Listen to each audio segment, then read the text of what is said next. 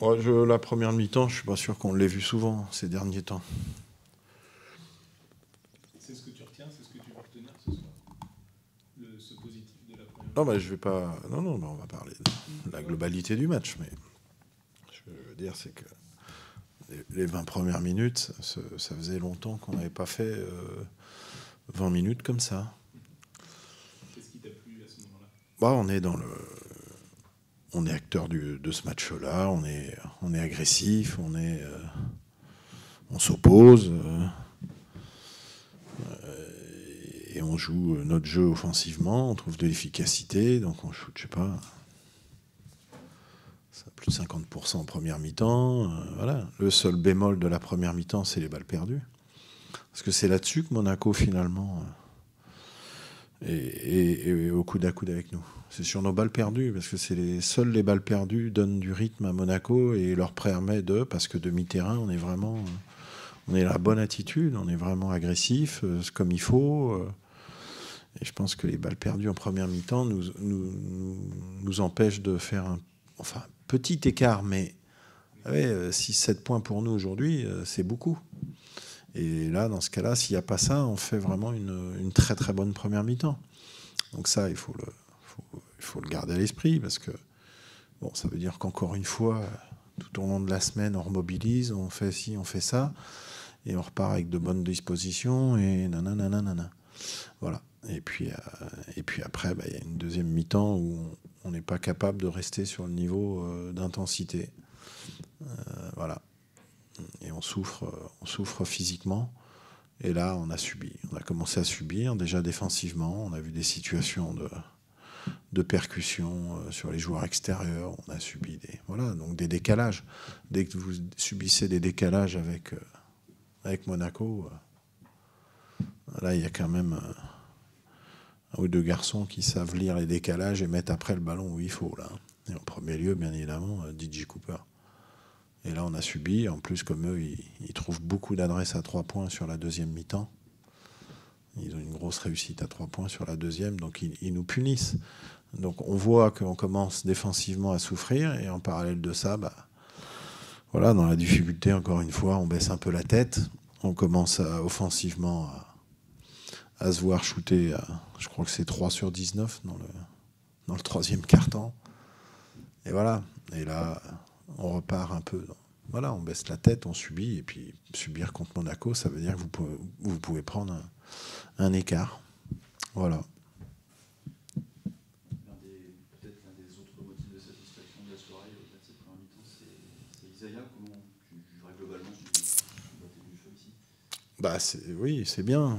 Commencer par Monaco pour un baptême c'est pas mal. Ça, honnêtement, pour lui, c'est une vraie prise de contact de ce que peut être la proie, puisque c'est son premier match en Europe. Donc, quelque part, c'est hyper intéressant pour lui. Et qui plus est, il y a plein de choses positives dans ce qu'il a fait. Voilà. Alors, sachant que, bien évidemment,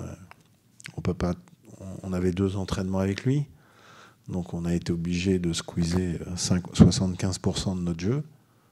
Ce qui est problématique à un moment donné, parce que, alors qui plus est, il a joué 28 minutes. C'est-à-dire qu'à un moment donné, on se dit, pour essayer de trouver des solutions, il faudrait peut-être jouer ça, et puis finalement, non, on ne peut pas. Ah non, donc il faut qu'on reste sur ce que Isaiah essaye de faire. Donc il y a des problématiques, mais lui, au final, il s'en est bien sorti. On voit qu'il peut apporter à cette équipe-là.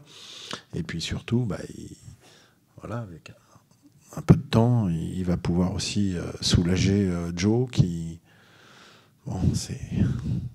c'est dur pour Joe, parce que qui plus est, des équipes qui sont sur ces niveaux d'agressivité, de dureté, la saison est longue, hein.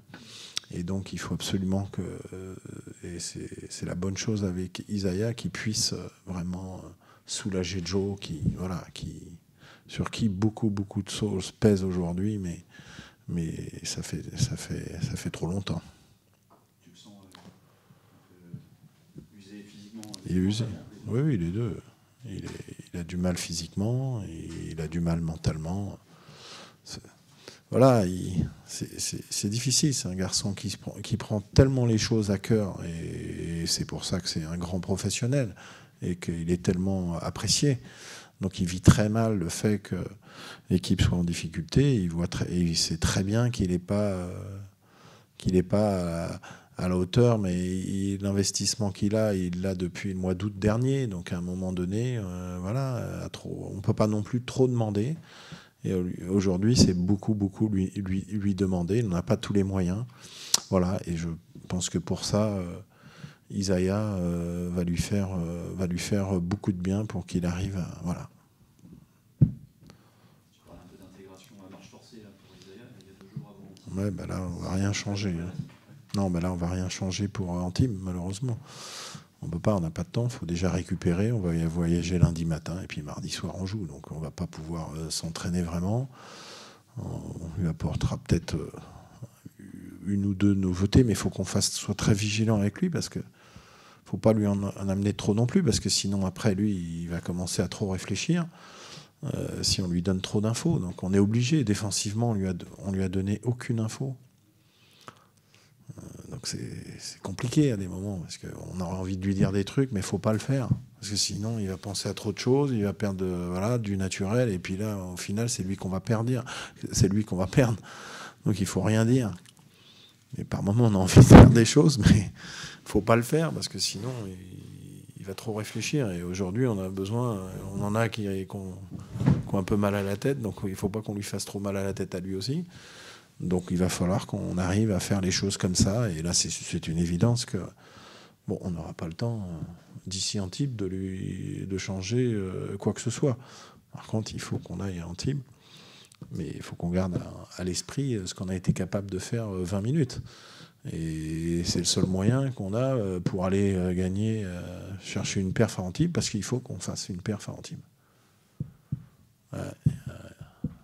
Il faut la faire.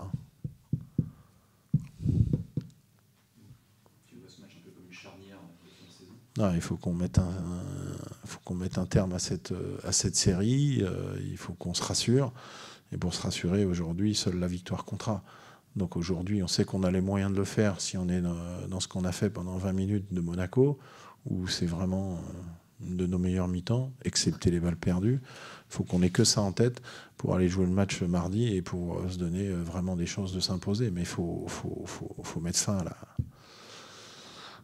à la série mardi soir.